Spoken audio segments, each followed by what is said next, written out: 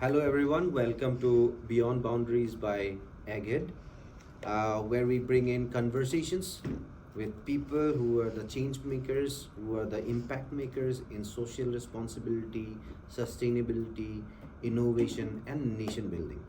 And as you know me, Nandan, I am privileged today. I have to say it. I have to say it because I'm with someone here today who has already touched millions of lives, going to the root causes, working on it, making the policies, implementing, and delivering.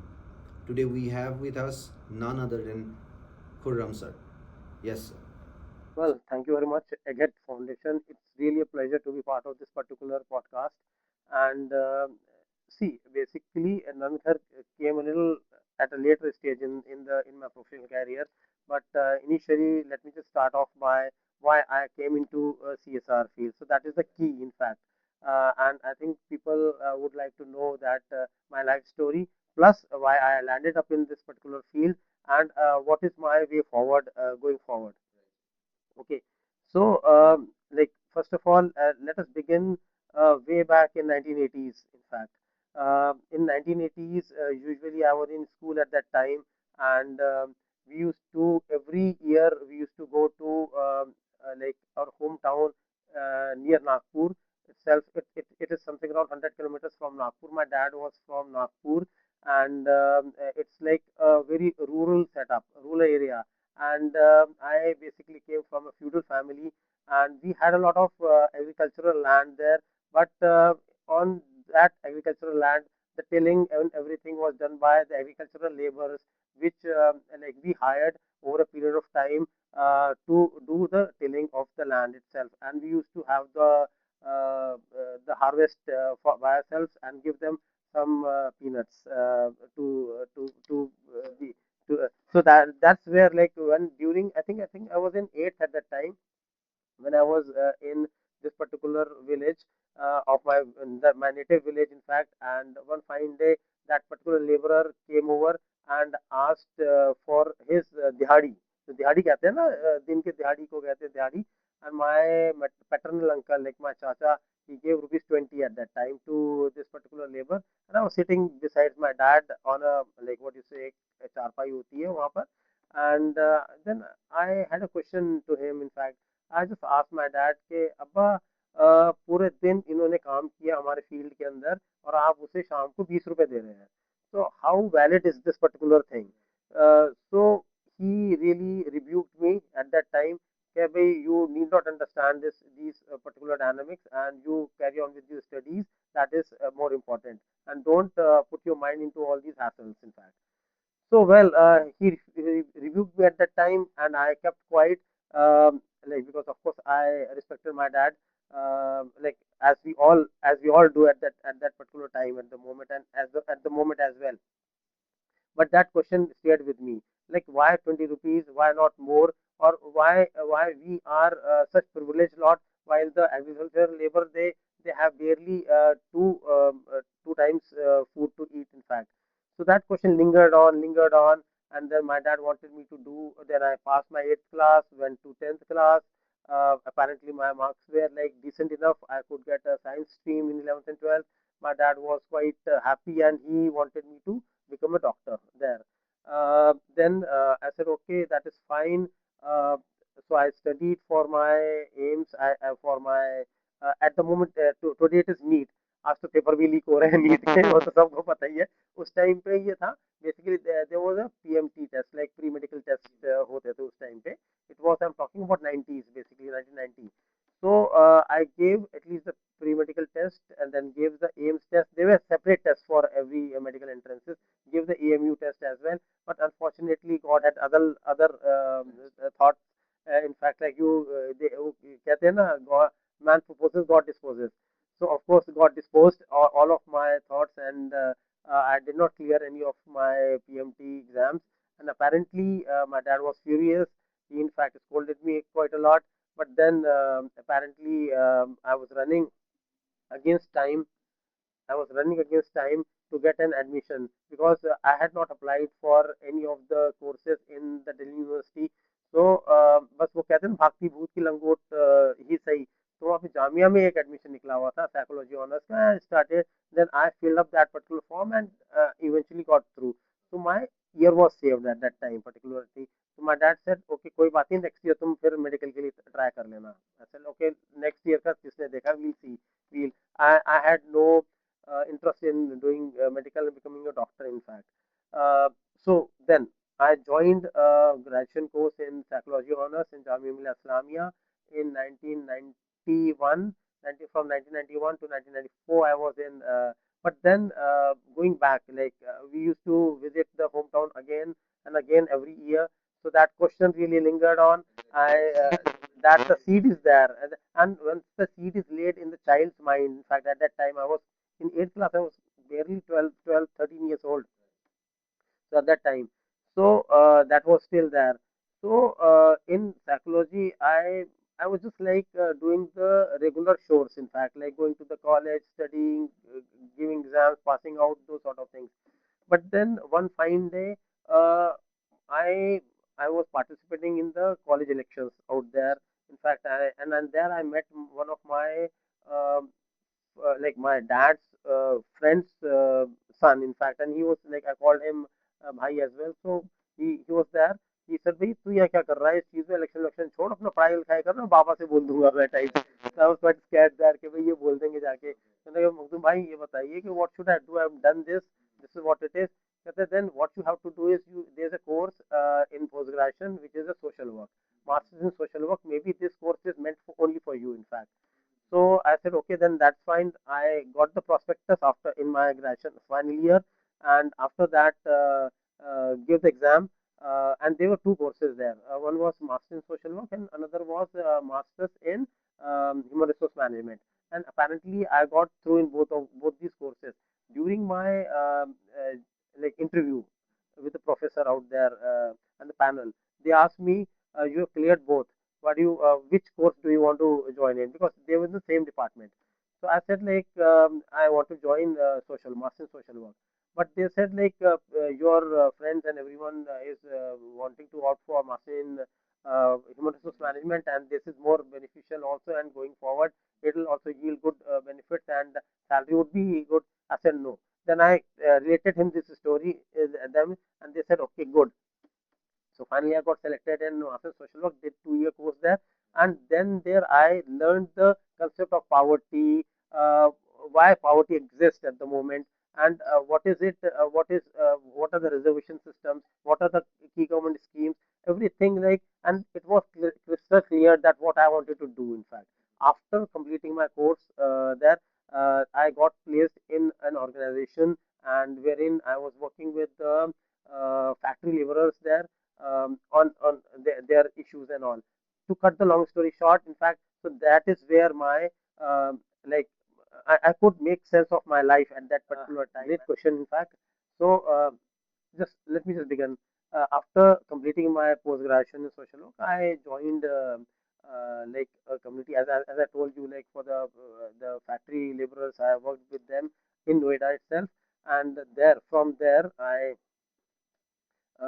that was a 3 year stint. It was a project which was funded by SIPSA, which is State Innovation Family Planning Services Agency in Lucknow.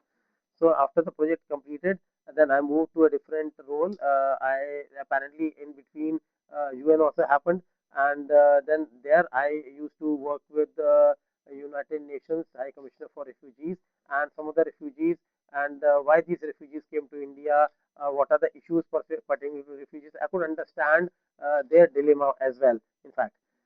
So, like moving forward, just to cut the long story short, there, like, see, basically, I did at least like 4 or 5 different stints with the developmental sector. Okay, but then somewhere down the line, I was getting stuck up after reaching a certain stage. So, because there wasn't scale, so and because most of the developmental sector at the moment also they are seeking for funds from the corporate sector or from the government, so there's always a lack of funds, and because of that lack of funds, any project or any program is not really scaling it up. So that is the like hard truth at the moment. Also, the developmental sector faces this sort of a truth. So then, while I was working in one of the organization, developmental organization. I got a call from a person who was working in Vedanta, and उन्होंने कहा भी तू एक काम कर आके मिल मेरे से. तो मैंने कहा भी ठीक है मिल लेता हूँ साहब बस because we used to know each other. We used to go into different circles on some of the CSR events, some of the events, not really CSR at that time. CSR was not, it was just a buzzword sort of a thing. It wasn't really into the picture itself. But there were certain events going on around the CSR theme. At the moment, people had started looking at CSR in a different way at that time. So in one of the events, so he called me up. Then I went and met this person in Vedanta itself. He's no longer in Vedanta at the moment. And after discussing a few things, because I've also done I'm an accredited auditor for International Finance Corporation Social Performance Standards as well. So what happened was apparently at that time Vedanta was not like I joined Kane Oil and Gas.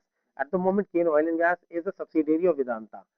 In 2012-13, it was merged with Vedanta, subsidiary of Vedanta.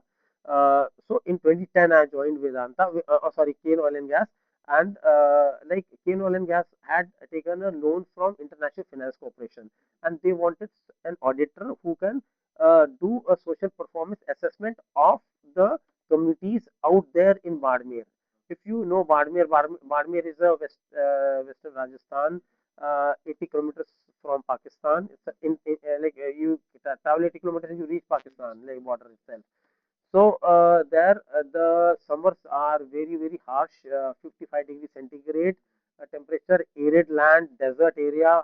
So this was the background and the backdrop wherein I joined this particular thing, and I was my only job was to see that the community and are taken care of during in and as per the social performance standards.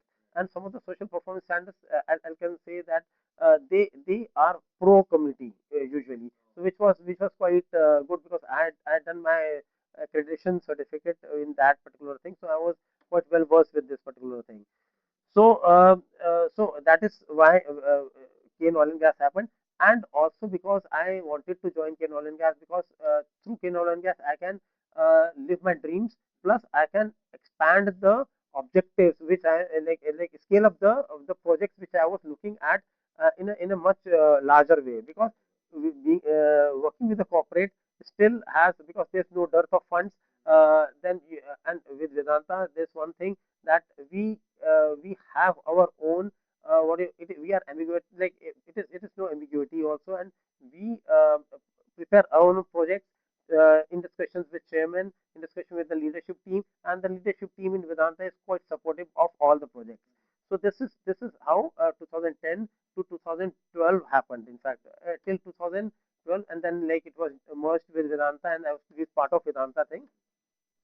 So then I was in Badmer at that particular time, and in Badmer we came out with uh, some of the good water projects out there. As I described the backdrop, it was very harsh climate. So what we did was water scarcity was one of the main issues, major challenges which the community was facing there.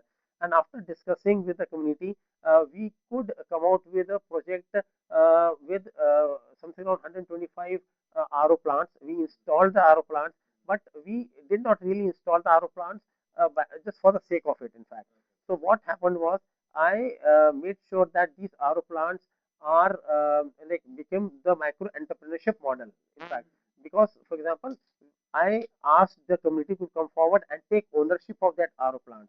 And apparently, I was said like you can earn a livelihood out of this particular thing. How? Then they make a water ATMs. Suppose you've seen an ATM, like ATM, you insert the card, cash comes out. Water ATM, you insert the water ATM card inside the machine, the RO plant, and what you can take the water as per the entry you have made, like 1 liter to 20 liters there, and your money will be deducted, and you load in the cash in the water ATM and then ready to go there once again. So this is how they used to earn their livelihood, and with that livelihood, they used to also do these AMC annual maintenance of the RO plants as well. So it was a sustainable project.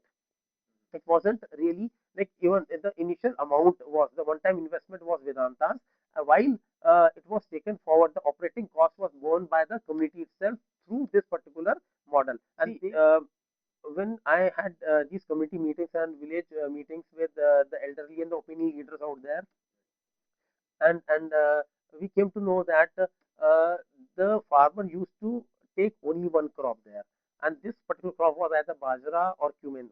By the way, like cumin of Barmer is world renowned. In fact, like suppose if anyone wants to go to like Barmer, please buy cumin because it's like organic and quite well known itself. So well, they used to take only one crop, either cumin or bajra. So then they said like if they take at least two or three crops, then their livelihood will be increased. So what I did was, see, I was not an expert. So what we brought in an expert, we brought in an expert organization through a scope of work, and we selected an organization, and through this organization came over, and we worked with the farmers. What they did was they created those agricultural fields. They created bunds around the agricultural fields, and each of the agricultural field was there was a what you say a passage created. Let me also tell you a little bit backtracking. In Badmer, the rainfall happens only 9 days in a year. Only 9 days in a year, and that 9 days comes in the period of July. From 10th July onwards till 31st July, these 9 days it will be rainy. So what happens is because it's sandy, so all the water used to flow out. So the water used to see when I had these community meetings and village meetings with the elderly and the opinion leaders out there, and we came to know that the farmer used to take only one crop there, and this particular crop was either bajra or cumin. By the way, like cumin of Barmer is world renowned. In fact, like suppose if anyone wants to go to like Barmer, please buy cumin because it's like organic and quite well known itself. So well, they used to take only one crop, either cumin or bajra. So then they said like if they take at least two or three crops, then their livelihood will be increased. So what I did was, see, I was not an expert. So what we brought in an expert, we brought in an expert organization through a scope of work, and we selected an organization, and through this organization came over, and we worked with the farmers. What they did was they created those agricultural fields. They created bunds around the agricultural fields, and each of the agricultural field was there was a what you say a passage created. Let me also tell you a little bit backtracking. In Badmer, the rainfall happens only 9 days in a year. Only 9 days in a year, and that 9 days comes in the period of July. From 10th July onwards till 31st July, these 9 days it will be rainy. So what happens is because it's sandy, so all the water used to flow out. So the water used. So what we did was we wanted to store this water in this within the agricultural field. So we created these bunds. We created these bunds, and each agricultural field was related to another agricultural field, and so on and so forth. So and there was a what do you say? There was a clearing created also, so that if one field is filled with water, it naturally passes to the other field, and then another field, and so on. Okay, so when it rained at that in the month of July, so there was at least like the entire Badmer agriculture field was filled with water because 9 days continuous rain, and it was filled, and we had created those structures so the water does not flow out. So then it was totally filled with water. So after a period of at least 4 5 months, then what we did was what we saw that this water was water seeped inside the ground, and it created a topsoil. And once the topsoil is created, you can take the agricultural, you can till the land, and you can take another crop as well. So because of that particular thing, and how did the water pass through one field to another field? We tilted the land to at least like 7 to 10 degrees centigrade. 7 to 10 degrees we tilted the land, and so that the water from one field easily passes to another and to another field. So that way we were able to solve the problem of at least like one crop into two crop, and now the third crop.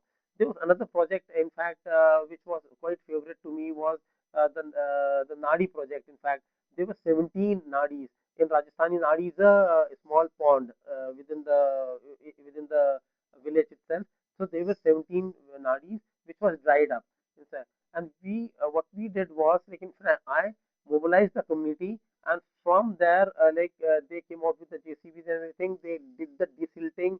They created the depth in the nadi itself, and when it rained, it all filled up. And at the moment, yeah, capacity building plus now it has become a biodiversity area. Now birds from outside also comes over there at the moment. Earlier it was a desert area. Now it's it's totally green. The best thing for the last, in fact. Yeah.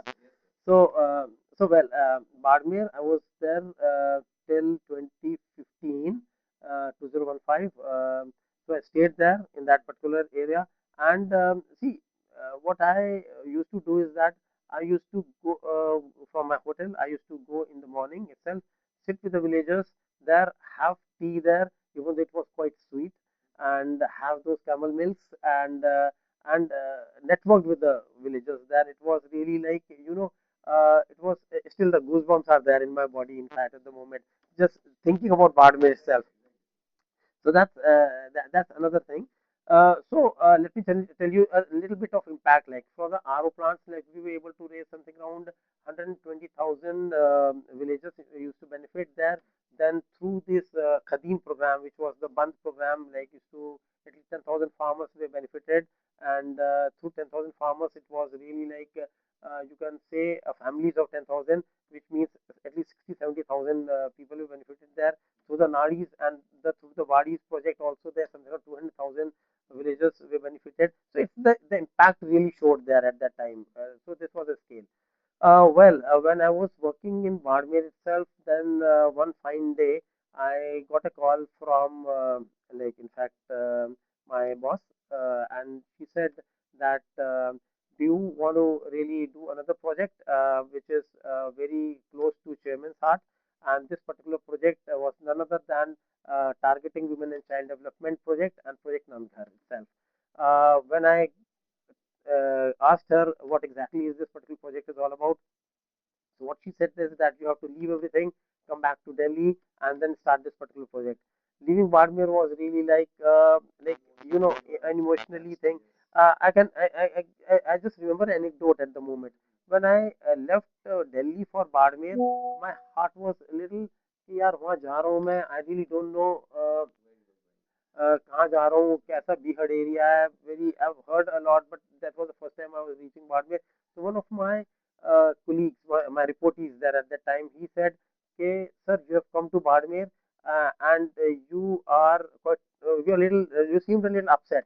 But let me tell you, frankly speaking, after 2 or 3 years, you will not be able to leave Badmer. That is my and his this particular thing. What he told me at the time came back to me again. I said, like you were saying correctly. Now I really don't want to go back to Delhi. Side. But then, of course, then things have the other things as well. So came back to Delhi, and then at that time, what happened was Chairman Shri Anil Agarwal ji, he was very much interested in doing a project with women and child development, and he said exactly which sort of project do we do. So at that time, when did the research, pan India, we did the research, we found out that there was no corporate at that time in 2014, 2015, 16 that who targeted children from the age of 3 years to 6 years of age, that child, and that is the unit of children. And if you focus your attention on children who are 3 to 6 years of age, then you are focusing your attention to creating a better livelihood, better person through a child, in fact. So that was the entire thing. So we came up with the research, and we said, okay, sir, we need to do this particular thing. Then we found out that which are the components wherein can we target these children. So we found out that the Anganwadi structure is one such structure by the government of India, that the ICDS program way back in 1975, they built these Anganwadis over a period of time. And in this, the children from 3 to 6 years of age come over for preschool education, from nutrition, for their health and immunization checkups regularly, daily, in fact. And also the pregnant and lactating women also comes over there for service delivery projects. So this was the ICDS program. When we studied the entire demography of Anganwadis, we thought that we should work in this particular field. Then we signed an MOU with the government of India, Ministry of Women and Child Development, to upgrade and construct these Anganwadis into modernized centers, and we named these centers as Nandghar. Why Nandghar? Because Nand in Hindi means chota and Ghar is like house, that way. And one fine day also, I was monitoring one of the Nandghar, so I met an MLA, a politician there.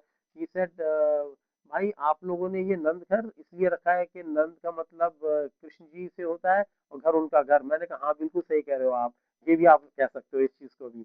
so in fact, like we used to take the community also in hand that way, and community was quite supportive of this particular project, be it the Ghar of the Krishna as well as Ghar of the Balak, the Chota Balak. In fact, used to come over. Another precursor to this particular thing was that uh, we observed that children going to in the urban children basically used to go to these schools, the pre-play schools, which is like quite sophisticated with LEDs, with bala designs, with everything. Then in fact, I went to these preschools, took permissions from key preschools which are based in Delhi itself, saw how is it functioning, and tried to replicate the same model for the rural children. Why our rural children should be left behind the mainstream, and we wanted to bring them into the mainstream like the urban children as well. So after getting this, we developed a blueprint wherein this Nanthar came up. What does this Nanthar comprises of? See, the Nanthar, the infrastructure facilities comprises of Bala designs. Bala is BALA, which is using the building as learning aid. If you see a Nanthar in a Barmir setting, or at the moment there are 15,000 plus Nanthars, 17 states of India. We are covering at least like 500,000 children and 400,000 women through this particular project itself.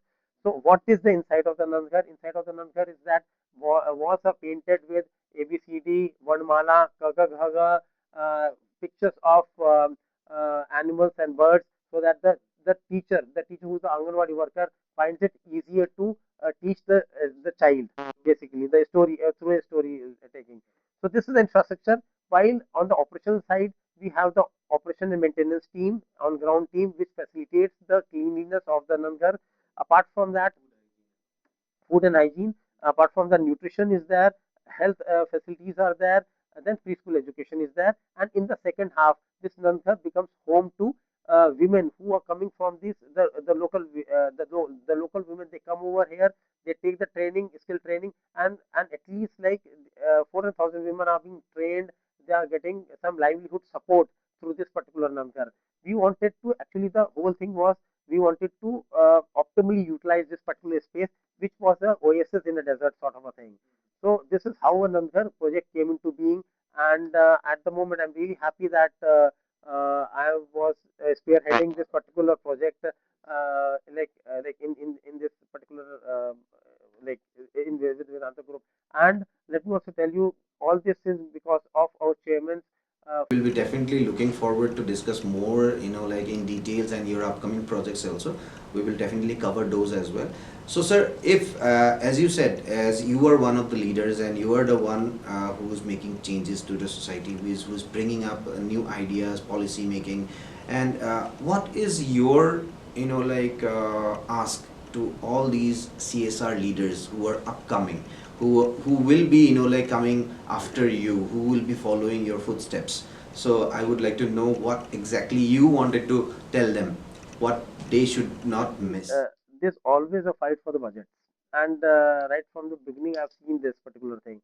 So my only thing, what I learned from Badmer was that make this particular make if to in order to make the model sustainable, community ownership is the key. The ownership is the key. So once the community owns that particular thing, then nothing is impossible. In fact, so that's one thing. Secondly, we just want to tell you that initial like we had a partnership with the government. So the land and the Anganwadi system is provided by the government itself. We need not spend any a single penny there. In fact, the land and is already there. In fact, we just had to budget ourselves for the construction and the upgradation of that particular model. So that's one thing. Secondly, there were when we so there, I I remember a campaign at the moment where we were part of that particular campaign, and my communications head at that time, she started that campaign, and that campaign is called Khana Khaya Kya campaign. If you might have seen, we got hold of Mr. Manoj Bajpayee, who was a lead personality at that particular. He is still at the moment a lead personality, and he went to this Nandghar, and he apparently spoke to the children, and he said that he gave a call to the nation that okay, when I can come over to the Nandghar, so can you guys can come over to the Nandghar as well, and maybe for these children, 3 to 6 years of age children, you can really come over and maybe help them out with maybe anything. Could be books, could be toys, could be any learning material, could be. So there were influx of funds from for us from the community. It was a crowdsourcing sort of a thing, and we could raise a lot of funds through that particular campaign, and those funds we utilized in the operations of these non-government fact. So that was one thing. So crowdsourcing. So that's one thing. Secondly, in 2023, I think 2022, 23, I think, Finance Minister also announced to the nation that Anganwadis are the key, and she gave the concept of Saksham Anganwadis. And you see the guidelines of Saksham Anganwadis, they are 80% Nangar guidelines, because we were partnering with government at that time. They took ownership of that particular thing, and then they gave. Now she have also made a call to the corporate of India to come forward, corporate Inc. of India to come forward and invest in their operational areas in these particular things. And what we have also done is that we have also partnered with them. We have provided them with a blueprint कि ठीक है भाई हमारे पास ये है हमने इतना मेहनत करके इसे डेवलप किया you can take it and you can build it. And they have there are corporates who have come forward, they've taken the blueprint, and in their operational area they have created their Angarwal, they own Nandgars in fact. So 13.7 lakh Anganwadis, we are at 15,000. Some of the corporates might be there. So at the moment, there's a lot to be done. And through this particular podcast, I will also make a call to the nation as well. People who are watching us, this podcast, please do your thing also. Please go to, maybe I'll just request you to go to Anantar or maybe a Anganwadi, and by yourself you can see that how the child or the children needs you and your support. Second, one more important thing we what we did was we own an anchor sort of a thing. That concept really resonated in the employees himself. The employees of Vedanta, they also own the Nankar. So what will happen is that they will monitor the Nankar activities by themselves. They will invest their time. Plus, if they are wanting to, if suppose want to like celebrate their birthday, they will celebrate the birthday with the kids in the Nankar itself. So this really became a movement now at the moment. So the paucity of funds really did not really affect us as well, because the when the idea was there. Yeah. So to yes. Yeah. So through this also I wanted to tell the development professionals also that see, you need not require funds to do large projects also. It's just the idea, and you need to make a campaign out of it in fact. This particular habit that very it resonates. That's why. So one of my friend who was asking me to do it, and that is like talk to trees, hug them, like touch them, say hello. So these are the things that you should do actually. So you never know how they are communicating, but why don't you try?